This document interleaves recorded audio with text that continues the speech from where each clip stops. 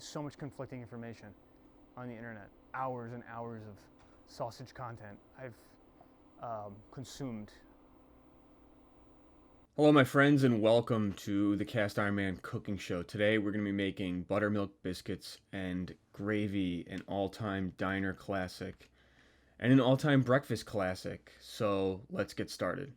What you're going to do is start with about a pound of homemade breakfast sausage. I'm going to go ahead and put the link in the description, but what I have here is some homemade maple breakfast sausage that I made the day prior, and we just put it all in casings because we didn't know what we were going to do with it. And in this case, we're going to make a video. It's an interesting process, and I'll probably make an entire video dedicated to making the sausage because there's so much information out there about how to do it right and how to do it wrong. So I'll do my best to show you how I do it because I think it comes out pretty good.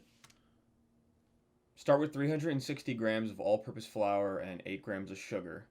So when I was making this biscuit recipe for a restaurant I worked, it turned out that the bleached and bromated style of flour, the cheaper flours, worked best. When we used King Arthur flour or more of a top quality supermarket flour, it just didn't have the same spring to it when we baked it. So this is what I'm going to use, but let me know if you have different results. After you whisk all your dry ingredients together, just go ahead and begin to break up your butter into even smaller pieces in the patties that you have pre-prepared. And I put these in the fridge and the freezer for a couple minutes, but I don't go crazy. I don't need the butter to be hard as a brick. I find that it's way too hard to cut and it just shards off into kind of ribbons.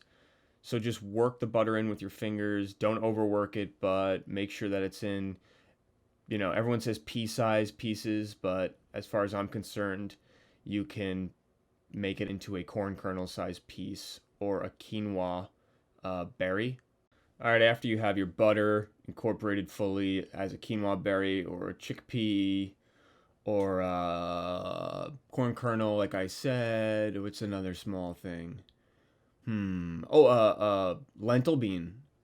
You're going to want to put your shortening in, and that should break up pretty quick and turn into not even small pieces, just kind of mush. But then just dump in your cold buttermilk. Again, I did use cold buttermilk. I didn't use frigid buttermilk.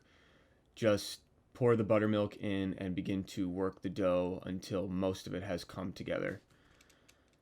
So now you're going to have it on your work surface, and it's going to be pretty wet, but just do your best to fold it over into itself and lightly press down. This isn't kneading. This isn't tearing the dough up. Just folding and making sure that that flour becomes relatively hydrated before you add any more flour, which I did here because I almost always have to add more flour to all my bread recipes because it's just so humid in New Jersey. It's so humid in my house and kitchen. So the dough can be hard to work with. So it depends on where you are, but just use your judgment, and whatever you choose to do, it's probably not going to be a catastrophe. So don't sweat it.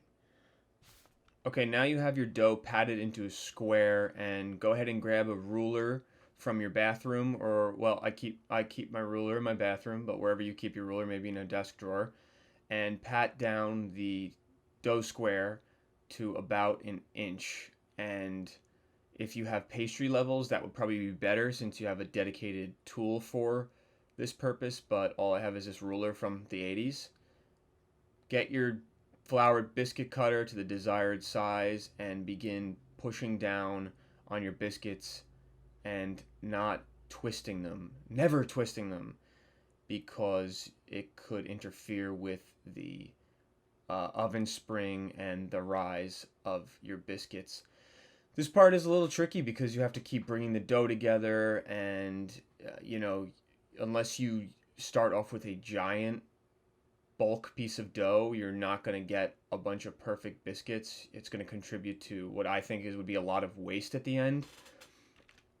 So in lieu of cutting each individual biscuit into rounds like I'm currently doing and reshaping the dough and patting it down and reshaping it, what you do is you just start with that 1 inch a high piece, and then you just cut that with a really sharp knife into not the most aesthetically pleasing biscuit squares, but it is definitely the way to get the most consistent biscuit squares right off the bat.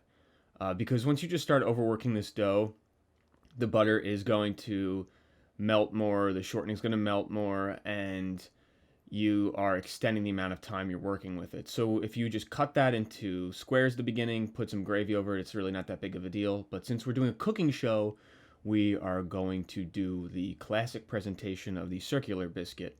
So work through your dough like I did, or cut it at the beginning. Really doesn't matter in terms of the taste at the end.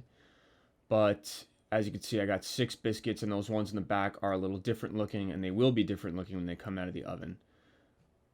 What we're going to do before we put this in an oven that's set to 425, in my case convection, and I have a contentious relationship with my convection oven, as you know, we are going to just brush the tops of these biscuits with an egg wash. And what is the deal anyway with calling it an egg wash? I saw somebody call it like a brush the other day on a website, an egg brush. I mean, what does this have anything to do with washing and cleanliness? Very little. I've never in my life put egg yolk on me and then considered that a form of cleanliness. Except I'm cleaning it here since there's a hair on the one biscuit. So maybe that's a form of cleaning. But okay, yeah, but yet another thing that I don't really need to worry about. And this is a cooking show, not an etymology class. I would say start with your oven at 425 convection. I had mine jacked up all the way to 475 just to see what would happen, and I think it was just a little too much, but they came out good anyway. Let's head outside and make our sausage gravy. What's up, guys? Out here in the yard, we have our trendy Edison bulbs above my head, and I've had a great idea, and that's to make the sausage gravy outside. So, got the setup here. We just baked the biscuits. Let's get down to it. I got about a pound of my homemade maple breakfast sausage, which we're gonna put in the sausage gravy right now. All right, so yeah, obviously we wanna start this thing up. I can't see a damn thing out here. We're gonna put it on medium heat. So give you guys a peek at my gravy. My gravy? I'll give you guys a peek at my sausage. I had to remove this from the casings because we made too much in the casing. And we couldn't refreeze it, so that's why it looks like this. Maybe not, doesn't look that appetizing right now, but I sure it'll look appetizing very soon. So yeah, about a little over a pound of the sausage. We're just gonna add that to the pan on medium heat. This baby out.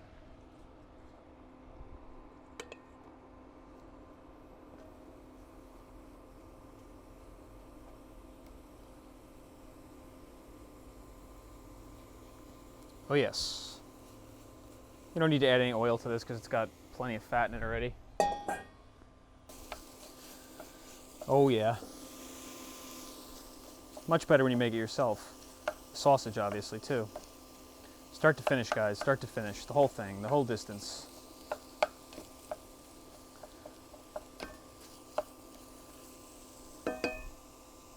It's invisible. The heat's invisible on here.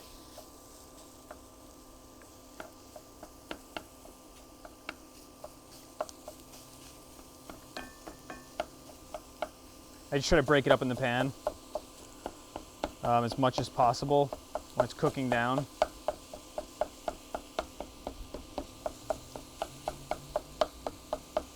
Still do, I do like to get a little crisp on it, as with most things, but I want to move it around a lot. This is great. I don't need a fire suppression system out here. The grease-laden vapors can just go into the ether.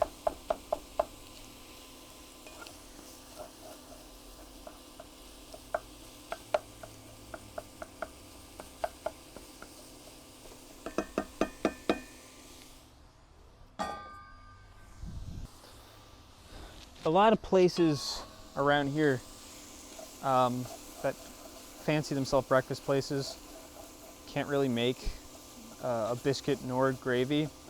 And this is a recipe that developed working at restaurant. Well, not really at the same time, because this is my sausage, and so it's actually the whole thing is. I mean, I guess I gained some experience there, but we didn't sell a lot of it because it just wasn't that type of place. It wasn't like a sit-down place, but it was great. We didn't make our own sausage at the time there because I was on the clock, man. I gotta do this. What do I gotta? I gotta cook at work. I gotta cook when I come home. When does it end? Oh yeah.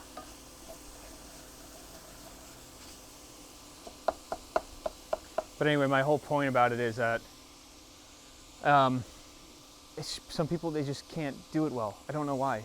It's like comically simple, but it's okay because now you guys can do it well, and you'll make a very impressive sausage gravy. At least I think so. Oh, I don't know. Maybe I should hold my tongue until we see how it comes out. It'll come out like shit. I don't know. I doubt it, but I don't know. Sorry.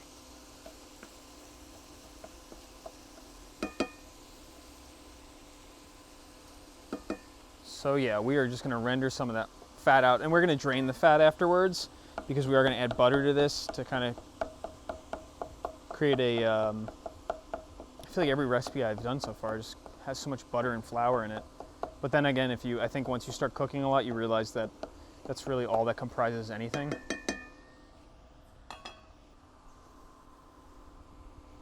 Biscuits and gravy. Should be simple. But to some it's not. And I'm gonna put an egg on this and everyone's gonna be mad at me, so. Because I need a little yolkiness, a little color, a little more color.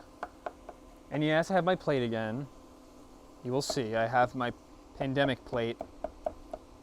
I want some new plates, but still can't go to the, what do you call it? Williams Sonoma, they really don't have a big selection there. But cooking store, right? Big box store. Maybe go to Target and get something out of the junk bin.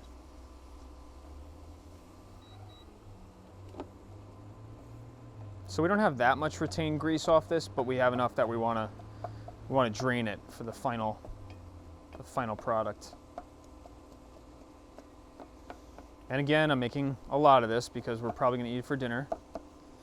This reminds me of making bolognese, because with bolognese you have to be very diligent in breaking up the meat in the pan to achieve the correct texture of the sauce. And you want to do the same thing here. You just don't want big hunks of sausage gravy. It would make it look, so just zone out. Zone out and kind of embed yourself in this process. The flies are going insane right now out here. They're like zigzagging. So just hunker down and chop it up all over. Big pieces, make them little. And we're just really looking for no pink, and then we'll start to add our other ingredients.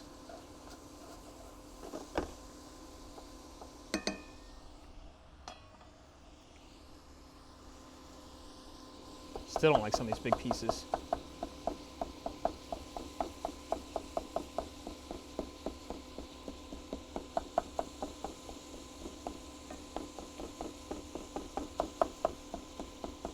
Can't imagine what this sounds like on the microphone.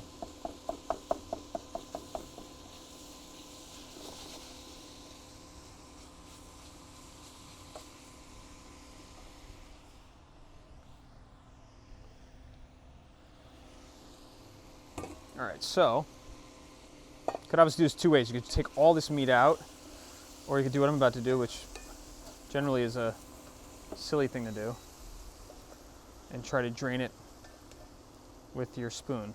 and that didn't work, so we're gonna have to take it out. Depends.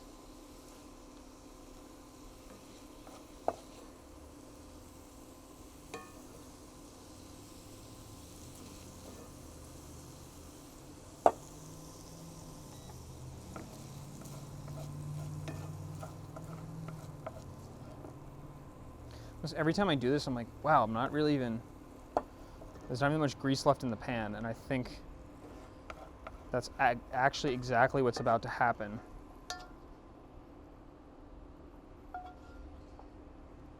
But what I guess I want to do is, this is the way I've done it. Maybe we'll do it again next time. I just don't want all that. 'Cause we're still gonna add butter to it, for fuck's sake.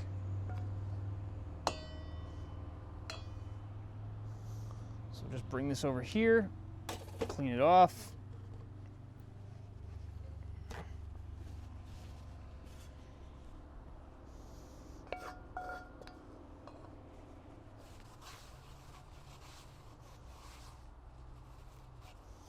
Yeah, I'll just paper towel off the residual grease. Shove it in my backyard for the crows. The crows and the blue jays are in a battle right now.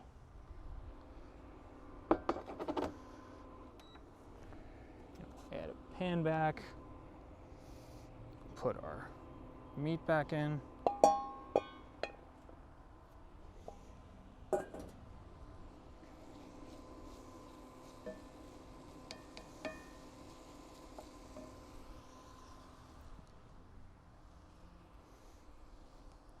Truly, it's probably a product of the fact that you use so much conventional sausage that you'd buy in a store, and that probably has so much more, it sometimes has like a 50% fat content. I got about two tablespoons of butter here I'm gonna melt in. I mean, we really think about it, man, holy shit. Thank God I work out as much as I do. I'd be something, man. I'd be probably in a hospital having my fucking chest split open by a cardiac surgeon. Oh yes.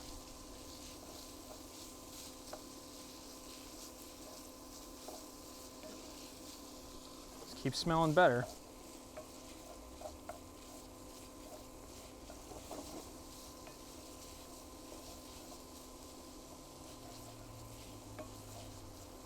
Just melt your butter in, make sure you coat all the sausage crumble.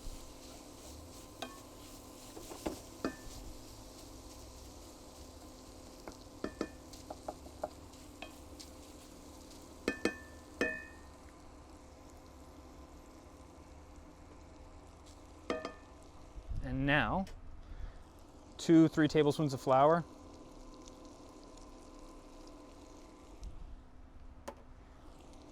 And just mix that and coat all the, oh my God, it scared me. I live on a really busy road and a lot of scary people drive on it. So coat all your sausage with the flour, and the butter will absorb it. Kind of, I mean, it's not, you know, can't really call it a roux, I guess, because you're not stirring it in the pan with just the butter and the flour, but I guess it achieves the same end, right? There's a little bit of a fond developing on the bottom, but now we're gonna put our milk. We're gonna put our milk in. This is about 3 cups of whole milk.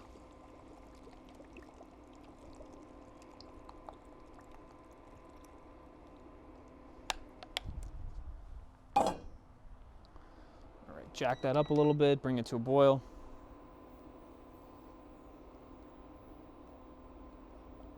Interesting lighting for sausage gravy.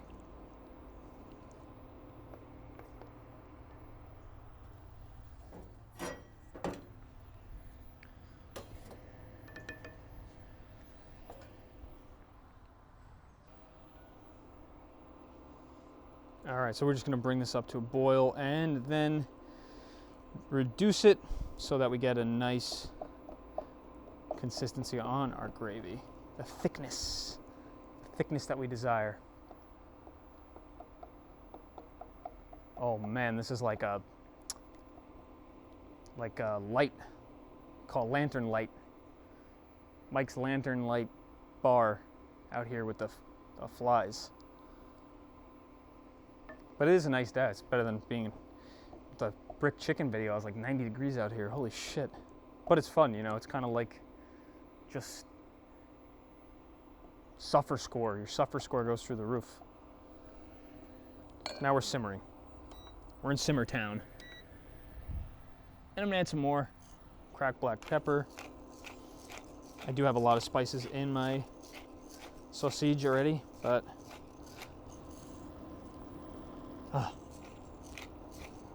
you want it to be really peppery.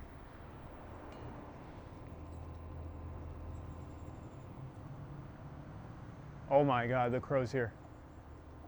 Here they come. If they shit in this gravy, I'll do nothing. I will do nothing if they shit in my gravy. What are they doing though?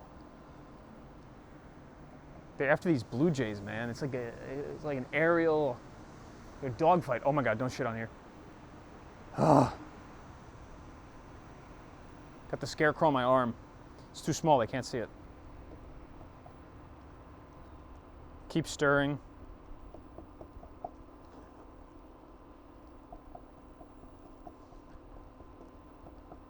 And probably like 10 minutes or so on medium high. Nah, medium. Don't go crazy. You scorch the bottom of this. You have to clean this pot, trust me. All right, so we are almost there with the sausage gravy. It's reducing pretty fast now. And probably take it off the heat, just let it cool temporarily. Down there in the safety zone. Why am I even, of course it's gonna get hot. I've just never used this tiny ass one on here before.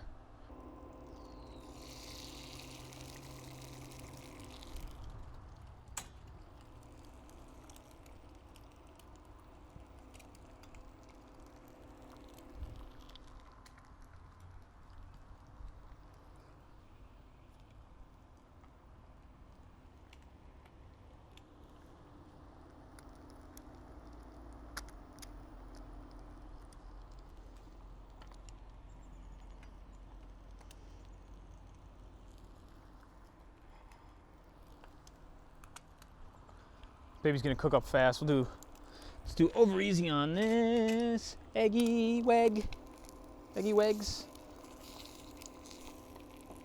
That's hot already, whole thing.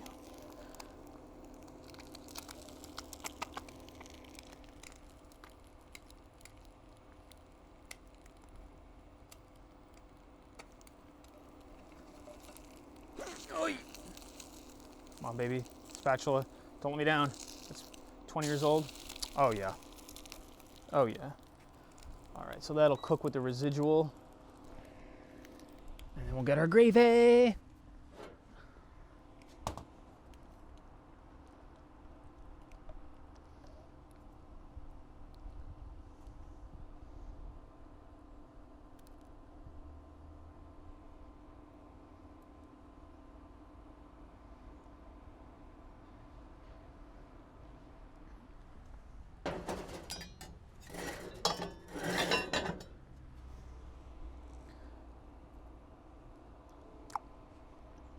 Oh my God, that sausage is so good.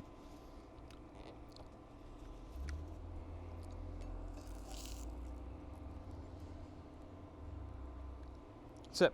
Oh, damn. My dime bag of parsley. Parsley dime bag. Just to add a little color.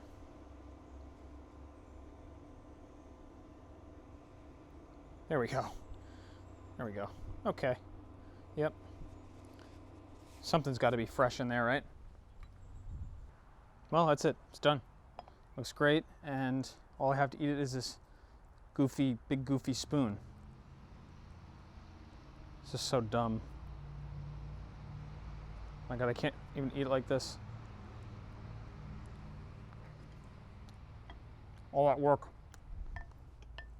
Just use a spoon.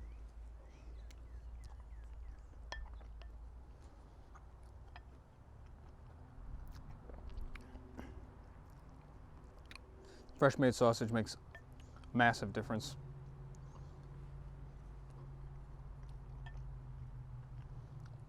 Be able to control how the ingredients you're putting in.